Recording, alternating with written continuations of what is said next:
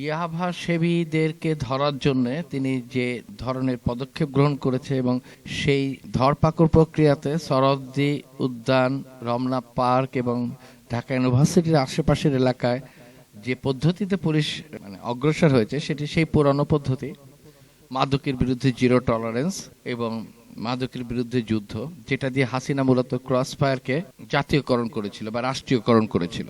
এবং হাসিনার এই মাদক বিরোধী যে যুদ্ধ সেটি দিয়ে আমরা শুরু করতে দেখেছিলাম এবং এরপরে চট্টগ্রামের কক্সবাজারের একজন আওয়ামী লীগেরই ওয়ার্ড কাউন্সিলর ক্রস ফায়ারে নিহত এবং একাধিক ঘটনার পরে ঘটা শুরু। এটা একটা জিনিস। আরেকটা জিনিস হচ্ছে এই যে সবকিছুর মধ্যে একটা পুলিশের একজনের নাম চলে আসা সামনে। পুলিশের একজন কর্মকর্তা আসামি ধরার ব্যাপারে ব্রিফ করছে, তিনি ইয়াবা সেবীদেরকে ধরার জন্য লাঠি নিয়ে পিটাচ্ছেন। তিনি আবার ছাত্র দলেরও নেতা ছিলেন। একের মধ্যে বহুবিধ গুণ যখন রাষ্ট্রীয় কোনো একটি এজেন্সির বা বাহিনীর একটি এক দুই তিনটি ব্যক্তির সামনে আসে, তখন সেটা গণতান্ত্রিক একটি পদ্ধতির লক্ষণ না, তখন এটি হয়ে যায় হচ্ছে এক ধরনের বিশেষ একমুখী ক্ষমতার একটা চর্চা। এবং যে কোনো ধরনের একমুখী এক কেন্দ্রিক ক্ষমতার চর্চা মানেটাই হচ্ছে নিয়মহীনতা, ক্ষমতার অপব্যবহার। কাজে বিএনপির নতুন সরকারে আসার পর বিএনপির দুটি ঘটনাই খুব একটা গভীর সংকটের ইঙ্গিত দেয় আগামী দিনের জন্য। তার মধ্যে একটি হচ্ছে বাংলাদেশ ব্যাংকের গভর্নরকে যে পদ্ধতি থেকে সরানো হলো, সেটি হচ্ছে একটি বড় প্রশ্ন তৈরি করে। কারণ ডক্টর মোহাম্মদ ইউনূস সরকারের সময় অল্প যে দুই একটি কাজ হয়েছে, যতটুকুই হোক, তার মধ্যে একটি ছিল ব্যাংকিং ব্যবস্থার পুনরুদ্ধার বা ব্যাংকিং ব্যবস্থার রিফর্ম এবং এই পতনের থেকে রক্ষা করার একটি চেষ্টা করা। সেই ক্ষেত্রে ইউনূসের কর্মহীনতা সরকার ছিল, তার মধ্যে এই একটি সেক্টরে অন্তত তারা কাজ করেছে, অর্থনৈতিক ব্যাংকিং ফিনান্সে তারা কিছু হলেও চেষ্টা করেছে। সেই চেষ্টা পদ্ধতির মধ্যে যে ব্যক্তিটি বড় ভূমিকা ছিল, বিশেষ করে বাংলাদেশ ব্যাংকের গভর্নর হিসেবে, তাকে এমনভাবে সরানো হলো, দেখলে মনে হলো যে এটা একটা প্রতিশোধমূলক কিংবা নিয়মহীনতার একটা পদ্ধতি। অনেকটা গাঢ় জোরে, সকালবেলায় প্রজ্ঞাপন 4-12টার মধ্যে সে কর্মস্থান ছেড়ে চলে গেলেন, আক্রমণ করার একটা পরিস্থিতি তৈরি হলো। তাকে প্রজ্ঞাপনের মাধ্যমে তার নিয়োগ বাতিল করা এবং তাকে আক্রমণ করা এবং সেই সাথে তার 2 ঘন্টার মধ্যে তার কর্মস্থল বাংলাদেশ ব্যাংক ত্যাগ করার বিষয়টি একটা বিন্দুতে মিলালে দেখা যায় যে একটি আরেকটির সাথে সম্পর্কিত। সেটা আসলে আগামী দিনে বাংলাদেশের ব্যাংকিং, ফিন্যান্স এবং সার্বিক অর্থনীতির কি ইঙ্গিত দেয় সেটা একটি চিন্তার বিষয়। এবং এই অপসারণটিকে, এটাকে অপসারণই বলা যায়, অপসারণটিকে যেভাবে বর্তমান অর্থমন্ত্রী সামনে এনেছেন, যেটা কোনো ব্যাপারই না, এটা জাস্ট একটা রুটিন ওয়ার্ক। রুটিন ওয়ার্কের ক্ষেত্রে উনি কেন পড়লেন সেটা একটা বড় প্রশ্ন। এইভাবে কেন পড়লেন? আর এই ডিসি মাসুদ, এনার আগামী দিনে এনার হয়তো প্রতাপ, প্রতিপত্তি এবং ক্ষমতার অপব্যবহার আমরা আরো বহুমাত্রায় দেখতে পারবো। কারণ একজন পুলিশের বিসিএস ক্যাডার, পুলিশের একজন বিসিএস ক্যাডার যিনি এখন ডেপুটি কমিশনার পদে আছেন, তিনি যখন প্রকাশ্যে তার সামনে কাউকে মারা হয় এবং তার কোনো জবাবদিহিতা থাকে না, যাকেই মারা হোক, সে চোর হোক, ডাকাত হোক, সমাজের সব থেকে নিকৃষ্ট ব্যক্তিও হোক, এই গায়ে হাত তোলা পুলিশের, এটাকে যখন প্রকাশ্যে সাংবাদিকদের সামনে, ক্যামেরার সামনে সে করছে, তার এটা করতে সংকোচ হচ্ছে না এবং তার কোনো জবাবদিহিতা মধ্যে সে নাই। এবং পরের দিন এসে তিনি আরেকটা মামলার ব্রিফিং করছেন। এটা দেখে বোঝা যায় যে এই ভদ্রলোকের, পুলিশের এই কর্মকর্তার প্রতি এই সরকারের বিশেষ ছাড় আছে, অথবা এটা একটা পারস্পরিক লেনদেনের ব্যাপার। অ্যাকাউন্টেবিলিটি, জবাবদিহিতা এবং স্বচ্ছতা খুব জরুরি। সেটা শুধু রাজনৈতিক ব্যক্তিত্বদের নয়, রাষ্ট্রের যে বিভিন্ন সংস্থাগুলো আছে তাদের জবাবদিহিতা এবং ট্রান্সপারেন্সি নিশ্চিত করা খুব জরুরি। একজন পুলিশের ঊর্ধ্বতন কর্মকর্তা মানুষের গায়ে হাত তুলে, প্রকাশ্যে হাত তুলে, তো থানার মধ্যে না, যখন তার বিরুদ্ধে কোনো ব্যবস্থা হয় না, তিনি যখন এটার জন্য তাকে কোনো জবাবদিহিতার আওতায় আনা হয় না, তখন আগামী দিনের এই সরকার কতটুকু গণতান্ত্রিক হবে, কতটুকু মানুষের রাইট থাকবে, কতটুকু মানুষের জীবন নিরাপদ হবে, নিরাপত্তা থাকবে জীবনের, সেটা কিন্তু একটা প্রশ্নের সম্মুখীন, প্রশ্নবিদ্ধ হয়ে গেল। একটা হচ্ছে সরকার পেরে উঠবে না, অনেক ধরনের সমস্যা থাকবে। আরেকটা হচ্ছে সরকারই যদি এই ধরনের অপতৎপরতার ইন্ধনদাতা হয়, যেটা শেখ হাসিনা করে গিয়েছিল, তাহলে সেটা ধরনের পরিবেশ পরিস্থিতি তৈরি করে। বাংলাদেশ ব্যাংকের নতুন গভর্নর তিনি আসেন এবং তাকে স্বাগত জানায় ডেপুটি গভর্নর মহোদয় থেকে শুরু করে ঊর্ধ্বতন কর্মকর্তারা, এবং তাকে এই মুহূর্তে তিনি ভিতরে তার অফিসে অবস্থান করছেন। আমরা তার সাথে কথা বলার চেষ্টা করেছি এবং তিনি যেটা বলেছেন, তিনি কাজ করবেন, কথা কম বলবেন, এবং তিনি দেশের যে অর্থনীতির যে সমস্যা, সেই সমস্যাগুলো সমাধান করবেন বলে কিন্তু তিনি আশ্বাস দিয়েছেন। তবে আমি এখানকার যে বাংলাদেশ ব্যাংকের যে কর্মকর্তারা রয়েছে তাদের সাথে কথা বলেছি। এই নতুন গভর্নরকে কিন্তু নানান চ্যালেঞ্জ মোকাবেলা করতে হবে। প্রথম এবং সবচেয়ে বড় যে চ্যালেঞ্জ মোকাবেলা করতে হবে, এই ব্যাংক, এই বাংলাদেশ ব্যাংক একটি নিয়ন্ত্রক সংস্থা, এই নিয়ন্ত্রক সংস্থার শৃঙ্খলা ফিরিয়ে আনার একটি বিষয় রয়েছে। বিশেষ করে আপনি জানেন যে গতকালকে এই বাংলাদেশ ব্যাংকে কিন্তু এক ধরনের সারা দিনব্যাপী এক ধরনের বিশৃঙ্খলা পরিস্থিতি বিরাজমান ছিল, এবং বদলি পাল্টা বদলি সব কিছুই কিন্তু গতকালকে হয়েছে। যদিও কিন্তু গভর্নরের অনুপস্থিতিতে, অর্থাৎ কোনো গভর্নর দায়িত্বে ছিলেন না, তারপরেও কিন্তু এই ধরনের কাজ হয়েছে। তার মানে হচ্ছে আপনাকে বলতে হবে যে এক ধরনের বিশৃঙ্খলা কিন্তু বিরাজমান ছিল গতকালকে পর্যন্ত। তাছাড়া আরও বেশ কিছু চ্যালেঞ্জ আপনার এই নতুন গভর্নরকে, একজন ব্যবসায়ী নতুন গভর্নরকে নিতে হবে। বিশেষ করে হচ্ছে মূল্যস্ফীতি নিয়ন্ত্রণ, এই নতুন যে মার্জ, অর্থাৎ এই যে 5টি ব্যাংক যে একীভূতকরণ করা হয়েছে সেটাকে এগিয়ে নিয়ে যাওয়া। বিশাল একটি খেলাপি ঋণ রয়েছে বাংলাদেশের ব্যাংকিং সেক্টরের উপর, এই খেলাপি ঋণের হার কমিয়ে আনা, খেলাপি ঋণ আদায় করা সহ নানা ধরনের বিষয় রয়েছে। বিশেষ করে ব্যবসায়ীদের পক্ষ থেকে একটি বিষয় রয়েছে, দেশে বিনিয়োগ হচ্ছে না, সুদ যুক্তিকরণের একটি বিষয় রয়েছে। আপনার যেখানে আমাদের উচ্চ মূল্যস্ফীতি রয়েছে এবং সুদ যুক্তিকরণের বিষয় রয়েছে, এই যে একটি ব্যালেন্স, অর্থাৎ আপনার ব্যবসায়ীদের দাবির প্রেক্ষিতে সুদ কমাতে হবে, আবার সাধারণ মানুষকে স্বস্তি দিতে হলে আপনার মূল্যস্ফীতি কমাতে হবে। এই যে চ্যালেঞ্জগুলো কিন্তু বর্তমানের গভর্নরকে মোকাবেলা করতে হবে। এবং স্পোক্স পার্সনের মাধ্যমে আপনারা আপনাদের কাঙ্ক্ষিত বিভিন্ন প্রশ্ন আমাদের কাছে পাঠাবেন, আমরা সেগুলোর উত্তর পাঠাবো, এবং গুরুত্বপূর্ণ সময়গুলিতে আমরা মিলিত হবে, এভাবে ব্রিফিং করব। কখনো হয়তো বা গভর্নর মহোদয়ও আপনাদের উদ্দেশ্যে ব্রিফ করবেন।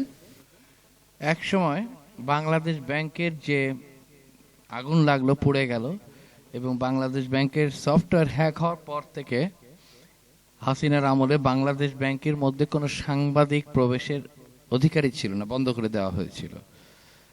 এখন নতুন গভর্নর এসে যেটি বলেছেন যে যে কোনো এই ধরনের সংস্থা সাংবাদিকদের সাথে কথা বলার ক্ষেত্রে একটা সতর্কতা এবং দূরত্ব মেনটেন করা উচিত, সেটা নীতিগতভাবে ঠিক আছে। আবার এর নেগেটিভ ব্যাখ্যাও আছে। এই যে বাংলাদেশ ব্যাংকে সাংবাদিক প্রবেশ করতে পারতো না, যখন ওর মধ্যে কি হতো, আসলে টাকা ছাপা হতো, ওটা কি একটা গোপন কোনো দাঁড় ছিল, রিজার্ভ চুরি হয়ে যেত, স্বর্ণ পাচার হয়ে ওখানে ইমিটেশন ঢুকানো হতো, এরকম নানা ধরনের গুজব ছিল।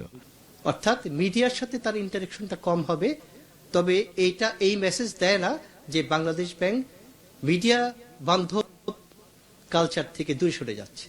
এখন যখন ডেপুটি গভর্নর এবং ইডি মহোদয়ের সাথে বক্তব্যের সময় বিভিন্ন জন তাদের বিভিন্ন মতামত প্রদান করেন, তারপর তাদের বক্তব্যের শেষে গভর্নর মহোদয় তার একটি বক্তব্য পেশ করেন।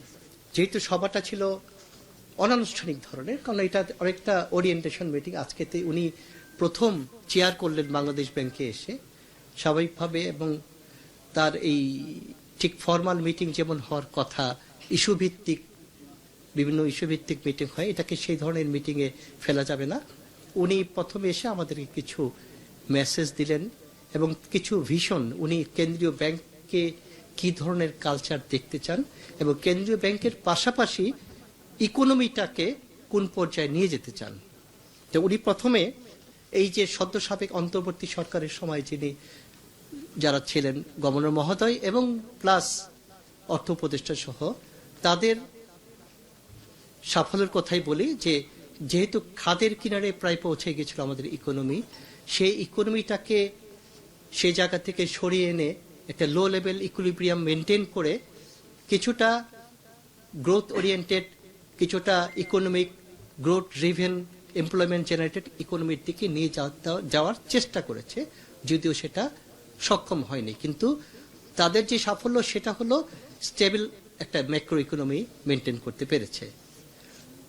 এখন বর্তমান গভর্নর মহোদয় এবং নির্বাচিত সরকারের মূল উদ্দেশ্য হবে এই ইকোনমিটাকে স্টেবল রেখে এমপ্লয়মেন্ট কিভাবে জেনারেশন করা যায়, এবং এমপ্লয়মেন্ট জেনারেশন বৃদ্ধি করতে হলে বেশ কিছু প্যারামিটারকে অ্যাড্রেস করতে হবে। সেখানে হাই ইন্টারেস্ট রেট একটা ইস্যু, তার পাশাপাশি মনে করেন কেন্দ্রীয় ব্যাংকের অন্যতম একটা এজেন্ডা হচ্ছে ইনফ্লেশন কন্ট্রোল। এমপ্লয়মেন্ট জেনারেট করার ব্যাপারটা সরাসরি বাংলাদেশ ব্যাংকের গভর্নরের কাজের পরিধিভুক্ত না, এটা এই বিষয়টা সরাসরি কোনোভাবেই সম্পৃক্ত না। এই নামটিও আসার কথা না। উনি প্রথম দিনে এসে কেন এটা বললেন, প্রথম দিনে এসেই কেন উনি মিডিয়া থেকে দূরে থাকতে যাচ্ছেন? মিডিয়ার মধ্যে এটা কোনো মিডিয়া হাউস না যে কেন মিডিয়ার সাথে থাকতে হবে, কিন্তু এই কথাটা প্রচার করার মানেটা কি সেটা কিন্তু পরিষ্কার না আসলে। দায়িত্ব নেননি বা হয়তো নিয়ে থাকতে পারেন, তিনি পুঁজিবাজারের চট্টগ্রাম স্টক এক্সচেঞ্জেরও একজন সদস্য, ফলে সেরকম একটা জায়গা থেকে ওনাকে নিয়োগ দেওয়া হতে পারে। তবে এই নিয়োগটি আমার আসলে পছন্দ হয়নি, অন্তত নিয়োগটি না, এই গভর্নর মহোদয়ের চলে যাওয়াটি বা এইভাবে চলে যাওয়াটি আমি মোটেও পছন্দ করি। সো এই ভিশাস সাইকেলটা থেকে বেরোতে গেলে আমাদেরকে আসলে অর্থনৈতিক গতির প্রবৃত্তির গতি ফিরিয়ে আনা ছাড়া আর কোনো উপায় নেই। সেটা করতে গেলে আপনার মনিটারি টুলস যদি আপনি চিন্তা করেন, সেক্ষেত্রে দুটো জিনিস আপনাকে করতেই হবে। সেটা হচ্ছে যে আপনাকে ইন্টারেস্ট রেটটাকে সহনীয় পর্যায়ে নিয়ে আসতে হবে। সেকেন্ড জিনিস যেটা হচ্ছে আপনাকে লিকুইডিটি কিংবা ব্যাংকিং সিস্টেমে যে যতখানি ক্রেডিট ফ্লো হয় বেসরকারি খাতে সেটা বাড়াতেই হবে। কারণ দেখুন, গত 1 বছর ধরে আমাদের ক্রেডিট ফ্লোর প্রাইভেট সেক্টরের ক্রেডিট গ্রোথ 6%, 7% লেভেলে নেমে এসছে, যেটা আমাদের ইউজুয়ালি থাকে 10 থেকে 15%। এবং এটার ফলে যেটা হচ্ছে, আমাদের কিন্তু একটা ব্যবসায়ীদের জন্য একটা বড় ধরনের অর্থনৈতিক সংকট তৈরি হয়ে গেছে, বিকজ আমরা ওয়ার্কিং ক্যাপিটাল পাচ্ছি না। এবং একই সাথে 50% অফ দ্য ব্যাংকস, 25টা বড় ব্যাংক যেগুলোতে ক্যাপিটাল শর্টফল আছে, তারা কিন্তু নতুন করে লোনও দিতে পারছেন না। এমনও আমরা রেগুলার দেখছি যে কমিটেড লাইন ছিল, যে ব্যাংকের সাথে স্যাংশন লেটার আছে 100 টাকার, তারা কিন্তু 50 টাকার বেশি গেলে বলছেন যে সরি স্যার, আর দিতে পারবো না, আপনি আর ড্রডাউন করতে পারবেন না। সো এরকম সিনারিওতে আমাদের জন্য কিন্তু এই যে ব্যাংকিং এর এই কনস্ট্রেন্ট একটা বড় ধরনের চোকিং পয়েন্ট হয়ে গেছে। অর্থনীতি যে ধরনের একটা ভিশাস সাইকেলে রয়েছে, তাতে শুধুমাত্র সুদের হার কমিয়ে অর্থনীতিতে যে ফান্ড ফ্লো বৃদ্ধি করা, এটা রিলেটিভলি ডিফিকাল্ট এই মুহূর্তে যে জায়গায় আছে। গভর্নর যদি সেই কথাটি বলেছেন, এবং যেহেতু ডিমান্ড পুশ নেই, ওই অর্থে চাহিদা নেই, এবং ভোক্তার হাতে অর্থ কম, হাই উচ্চ মূল্য পণ্য ক্রয় করছে, ইনভেস্টমেন্টেরও সেই অর্থে অ্যাপেটাইট কম, এসএমই খাত দুর্বল, সবকিছু মিলে এই জায়গাটাতে চেঞ্জ আনার ক্ষেত্রে একটা বড় লাগবে, একটা ফ্রেশ পুশ অফ ফান্ড দরকার, ইনজেকশন অফ ফান্ডস দরকার। আর্থিক নিয়ন্ত্রণের কেন্দ্রে এমন এক সিদ্ধান্ত যা ঘিরে শুরু হয়েছে তুমুল আলোচনা সমালোচনা। আর সেই আলোচনায় নতুন করে আগুন জ্বালালেন জাতীয় নাগরিক পার্টি এনসিপির সাবেক যুগ্ম সদস্য সচিব ডক্টর তাসনিম জারা। সামাজিক মাধ্যমে দেওয়া এক দীর্ঘ পোস্টে তিনি তুলেছেন 5টি মৌলিক প্রশ্ন, যা শুধু ব্যক্তি নয়, পুরো আর্থিক ব্যবস্থার ভবিষ্যৎ নিয়েই ভাবতে বাধ্য করছে। বুধবার সরকার বাংলাদেশ ব্যাংক এর গভর্নরের পদ থেকে সরিয়ে দেয় আহসান এইচ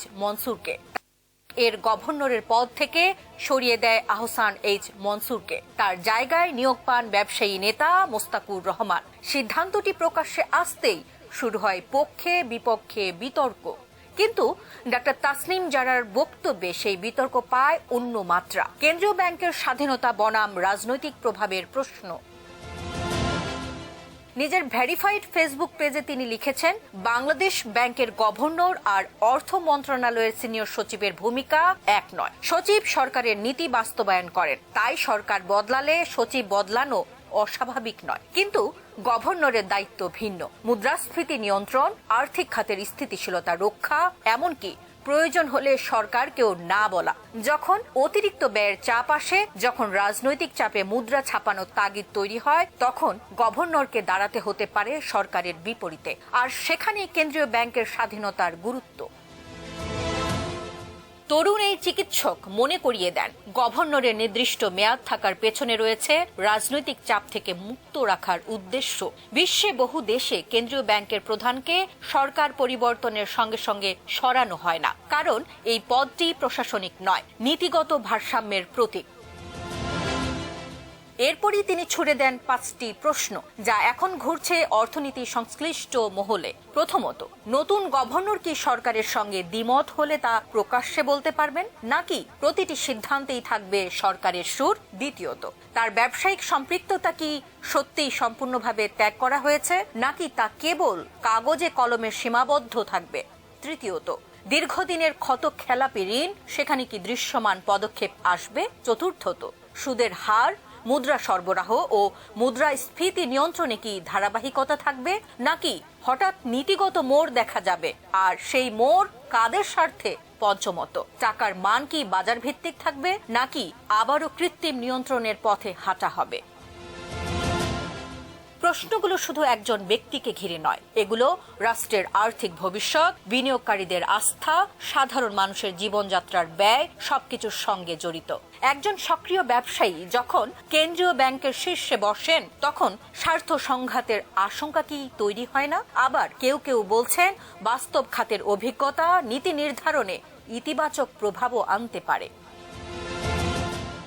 এই নিয়োগ তাই কেবল একটি প্রশাসনিক পরিবর্তন নয়, এটি আসছে বাজেট, মূল্যস্ফীতির চাপ, ডলার সংকট, ব্যাংকিং খাতে আস্থার প্রশ্ন। এমন সময়ে গভর্নরের চেয়ার শুধু ক্ষমতা নয়, এটি বিশ্বাসের প্রতীক। পলিসি রয়েছে, তাদের পলিসি বাস্তবায়নের জন্য অন্য কাউকে যদি গভর্নমেন্ট যোগ্য মনে করে, অ্যাবসলিউট ডিসক্রিশন গভর্নমেন্টের আছে, তাকে চেঞ্জ করে দিতে পারে। রিমুভ করা হবে, তিনি স্বেচ্ছায় সেখান থেকে চলে গেছে এবং তারপর তার যিনি উপদেষ্টা ছিলেন তাকে মব করে সেখান থেকে সরিয়ে দেওয়া হয়েছে। এই বিষয়টি নিয়ে আজিজ ভাই কি বলবেন?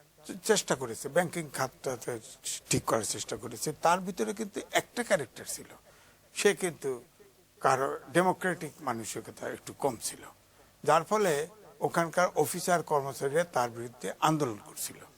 এই আন্দোলন এটাকে ডেমোক্রেটিক কম ছিল, বিষয়টা আসলে কিরকম? মানে আচ্ছা, সে যেটা শুনতো, সেটা যে বলতো, সেটাই সে এক্সিকিউট করার চেষ্টা করতো। অন্যের ওপিনিয়নটা একটু কম প্রাধান্য দিত কম। হ্যাঁ, এটা ঠিক। তো এক পর্যায়ে যেদিন ওনাকে বাদ দেওয়া হয়, ওই সময়ও কিন্তু তিনি প্রেস কনফারেন্স করে, তিনি নিজেও জানে না যে তার বিকল্প লোক দেওয়া হচ্ছে, সেটাও জানে না। ওখানে সাংবাদিকরা আর এক রুমে বসা ছিল। এই প্রক্রিয়াটাই কেন? আমার মূল প্রশ্নটা আসলে এখানে, যে এই প্রক্রিয়াটাই কেন? তিনি যদি যোগ্য লোক হয়ে থাকেন, তাহলে সরকারের পরিবর্তন হলেই কেন এই ধরনের মানুষকে এইভাবে সরে যেতে হবে? এখানে ধরেন বিষয়টা দুই রকম। একটা হচ্ছে ধরেন আমার কাছে যোগ্য, আমার কাছে মোমেন্ট খুব ভালো ছেলে, খুবই ভালো, হ্যাঁ, তাই না? এখন অন্যের কাছে খারাপ হইতেও পারে, আছে তো, এলাকায় এমপি হয়েছে, অনেকে খারাপ আছে না, আছে, কিন্তু আমার সাথে তো ভালো। এখন আসানেজ মনসুর তিনি আমার কাছে ভালো, হয়তো এখন সরকার একটা নতুন আসছে, সরকার সব জায়গায় কিছু তো বদলাচ্ছে, যেমন আমেরিকায় বিচারপতি পর্যন্ত পার্টির থেকে দেয়, তবে তার কন্ট্রাক্ট পিরিয়ডটা শেষ হয় নাই। এইটা হলো আমার বক্তব্য, তার কন্ট্রাক্ট পিরিয়ডটা শেষ হয় নাই। আর যে আন্দোলনটা হচ্ছে, এটা হচ্ছে যে আমাদের তো শুরুতে 5ই আগস্টের পরে মব তো চালু হয়েছে, সব জায়গায় চাপাচাপি শুরু হয়েছে, এটা ওটার সাথে লিঙ্ক করা হচ্ছে। কিন্তু ওটা কিন্তু দাবি পুরানো দাবি ছিল, দাবিটা কিন্তু হঠাৎ করে ওই দিন হয় নাই, দাবিটা ওই দিনে, তারপরে তার পদত্যাগ চাওয়া হয়েছে, কিন্তু ইতিমধ্যে আরেকটা গভর্নর দেওয়া হয়েছে। এখন আমার প্রশ্ন হলো, এই প্রথম কিন্তু সবসময় অর্থনীতিবিদরা সাধারণত গভর্নর হয়ে থাকে, আমলারাও হয়ে থাকে, কিন্তু এই প্রথম একজন ব্যবসায়ী গভর্নর হলো, তাকেও দেখতে হবে যে সে বিকল্পটা কি করে পালিয়ে আসার মতো অবস্থা তৈরি না করলেও হতো। এইখানে আপনার ঠিক আছে, গভর্নমেন্টের পলিসি রয়েছে, তাদের পলিসি বাস্তবায়নের জন্য অন্য কাউকে যদি গভর্নমেন্ট যোগ্য মনে করে, অ্যাবসলিউট ডিসক্রিশন গভর্নমেন্টের আছে, তাকে চেঞ্জ করে দিতে পারে। কিন্তু যেই প্রক্রিয়া সরায় দেওয়া হলো এবং তৎপরবর্তীতে যেই উপদেষ্টা তিনি জানেনও না উনি আছেন কি নাই, তাকে যেভাবে মপ করে বের করে দেওয়া হলো, এটা গণতান্ত্রিক একটা সরকার, নিয়মতান্ত্রিক একটা সরকারের জন্য একটা ব্যাড প্রেসিডেন্স ক্রিয়েট হলো। এটা আসলে ঠিক হয়নি। আমাদের দেখেন, এই কালচার থেকে কিন্তু বের হয়ে আসতে হবে। আপনার বিপ্লব পরবর্তীতে অনিয়মকে নিয়ম করে ফেলা হয়েছিল ফ্যাসিবাদ আমলে, সেটাকে পাল্টানোর জন্য অনেক ধরনের ঘটনা গত 1.5 বছরে হয়েছে। কিন্তু যে এই 1.5 বছরে যারা উচ্চকিত ছিলেন এই অনিয়মগুলাকে সরানোর যে পদ্ধতিটা মব বলেছেন যারা, তারাই এখন যদি মব করা শুরু করেন, তাহলে তো জনগণ একটা ডিফারেন্ট মেসেজ পাবে।